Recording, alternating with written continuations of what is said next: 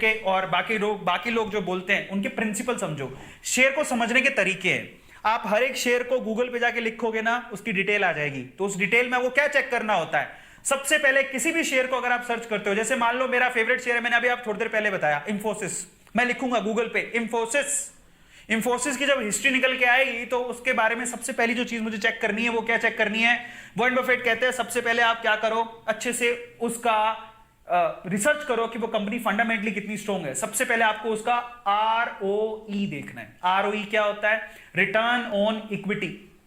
Equity का मतलब होता है शेयर, जब आप शेयर खरीद रहे हो तो आपको रिटर्न कितना मिलेगा, और ऑब्वियसली आप क्या चाहोगे, रिटर्न तो अच्छा होना चाहिए, मजा आएगा तभी। तो ROE जब भी आप देखोगे, जैसे मान लो आप गूगल पे सर्च करो ROE of Infosys, ROE of Hindustan Lever, या ये UE हिंदुस्तान लीवर, आपके घरों में जो प्रोडक्ट होते हैं FMCG product, ROE of Hero MotoCorp, आपको तुरंत बता देगा। जिसकी ROE हाई हो वो शेयर अच्छा है, जिसकी रिटर्न ऑन इन्वेस्टमेंट हाई हो, वो डेटा आपको तुरंत पता लग जाएगा, वो दिमाग भी नहीं लगाना, ना कैलकुलेशन करनी है, सिंपल सी बात। जिसकी शेयर की ROE हाई हो वो शेयर अच्छा है, क्योंकि वो रिटर्न अच्छा देगा। तो ROE मस्ट बी हाई, फर्क नहीं पड़ता उसका फॉर्मूला क्या है, हमें क्या लेना, जब डेटा गूगल ही दे रहा है तो कंपनी की शीट निकालो, कंपनी की वेबसाइट पे चला जाओ, वहां पे भी मिल जाएगा। तो पहली चीज बोलते हैं कि ROE अच्छा होना चाहिए। दूसरी चीज पर आ जाओ, उसके बाद क्या है, डेट टू इक्विटी रेशो, ठीक है, डेट टू इक्विटी रेशो भी देखना होता है। अब डेट का मतलब होता है उधार, हर इक्विटी पे उधार कितनी है।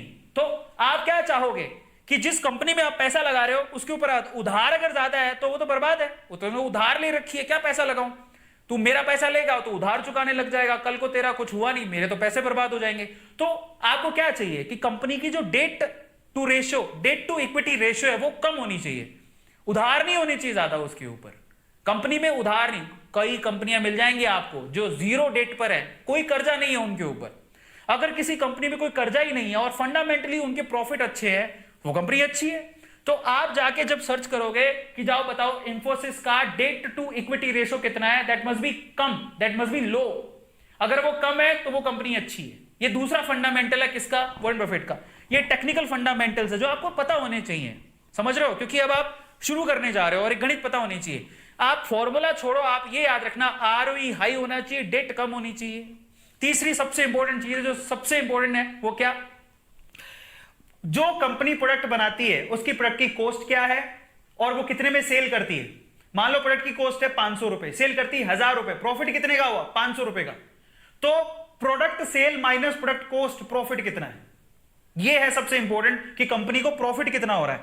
आपको प्रॉफिट की जब आप एनालिसिस करोगे किसी भी शेयर का, प्रॉफिट दिखाएगा साल दर साल कंपनी में कितना प्रॉफिट हुआ। अगर वो प्रॉफिट बढ़ते जा रहा है इसका मतलब कंपनी अच्छी है, तो वहां पर पैसा लगाओगे तो सिक्योर रहोगे। 5 साल की चेक कर लो, अगर प्रॉफिट हर साल ऐसा ही आ रहा है कि पहले साल इतना था फिर इतना फिर इतना, भाई साहब कंपनी बहुत अच्छी है, कंपनी बहुत अच्छी है, क्योंकि प्रॉफिट इंक्रीज हो रहा है। और एक और बात, कल को कहोगे सर ये गलत डेटा भी हो सकता है, देखो पुराने जमाने में होता होगा, अब नहीं होता।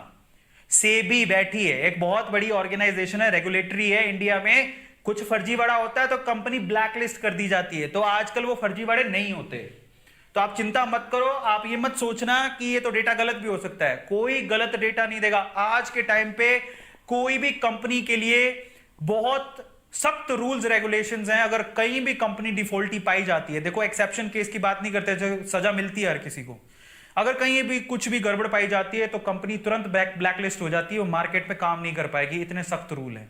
तो आप चिंता मत करो, उसकी प्रॉफिट अच्छा होगा तो काम बढ़िया है। और इसके अलावा क्या फंडामेंटल रूल है, पॉपुलर होनी चाहिए कंपनी। जरा समझो, मैं आपको समझाता हूं शेयर को कैसे इमेजिन करना चाहिए, कौन सा शेयर ले हम। आप बताओ, आप एक ईमानदारी से बात बताना, जब आप ब्रश करते हो बचपन से ही हम लोग क्या यूज करते आ रहे हैं, कॉलगेट। पेस्ट बहुत कंपनियों के आता है, लेकिन कॉलगेट का नाम सबने सुना है, तो Colgate is a good company. Maruti Suzuki पे बैठ के जाते हैं पापा, आज एवरेज और बिलो एवरेज लोगों को मारुति सुजुकी गाड़ियां अच्छी लगती हैं, इसका मतलब मारुति सुजुकी जो कंपनी बहुत अच्छी है।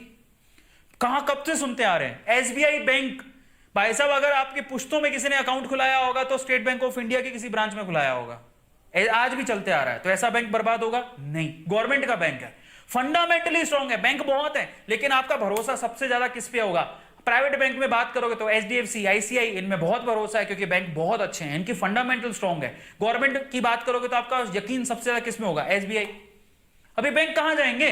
अगर किसी भी प्रोडक्ट की या किसी भी सेक्टर में किसी प्लेयर की इमेज बहुत अच्छी है, काफी लंबे टाइम से वो परफॉर्म है, वो एक प्लेयर है, लंबे समय से चलते आ रहा है, तो डेफिनेटली अगर वो वेल नोन है ना, तो इसका मतलब वो अपने आप एक अच्छी कंपनी है। आईटीसी, आप बताओ आप कौन से कंपनी का पेन यूज करते हो, कौन सी कंपनी की कॉपियों में लिखते हो? ज्यादातर बच्चों घर पे आईटीसी के प्रोडक्ट मिल जाएंगे, आईटीसी की कॉपियां मिल जाएंगी।